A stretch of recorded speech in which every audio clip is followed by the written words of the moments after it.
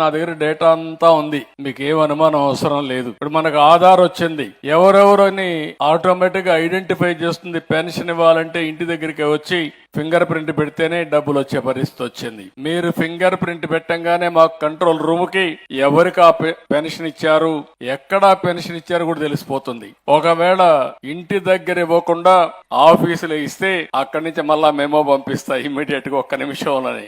అలాంటి టెక్నాలజీ వచ్చేసింది ఇప్పుడు. రేపటి నుంచి ఇప్పుడు అవన్నీ అనుసంధానం చేశాం. ఆ ఫోన్ లోనే GPS ఉంటుంది, మీ ఇల్లు కూడా జియో ట్యాగింగ్ చేశాం. రేపు ఏదైనా విపత్తు వస్తే మీ ఇంటికి మందులు పంపించాలంటే ఎవరు రికమెండేషన్ లేకుండా డ్రోన్ పంపించి మీ ఇంటి దగ్గరనే, మీ ఇంటి పైనే డ్రోన్ దిగే పరిస్థితి వస్తుంది. అలాంటి టెక్నాలజీ అంతా ఉపయోగించే పరిస్థితికి వచ్చాం. ఇవన్నీ ఎందుకు చేస్తున్నామంటే మీకు న్యాయం చేయాలి, పేదవాళ్ళ జీవితాల్లో వెలుగు చూడాలని ఏకైక లక్ష్యంతో నేను ఆలోచిస్తున్నాను. అందుకే ఇక్కడికి వచ్చినప్పుడు మొట్టమొదటిసారిగా నేను పోయింది తలారి సారమ్మ. ఆవిడ 2020-21లో ఏదైతే కరోనా వచ్చిందో ఆ కరోనాలో వాళ్ళ హస్బెండ్ చనిపోయాడు. చాలా బాధేస్తుంది. కానీ 2 పిల్లలు, ఒకరు రాము అని 18 సంవత్సరాలు, 10వ తరగతి పాస్ అయ్యాడు. పాస్ అయిన తర్వాత తల్లిని చూసి నేను అండగా ఉండాలి, లేకపోతే ఒకటే పని చేయలేదనే ఉద్దేశంతో ఆయన నిలిచిపోయి కూతురు కృష్ణవేణి 16 సంవత్సరాలు ఇంటర్మీడియట్ చదువుతా ఉంది. 2 కలిసి ఆ అబ్బాయిని చదివించే పరిస్థితికి వచ్చారు. నేను ఆ ఇంటికి పోవడం,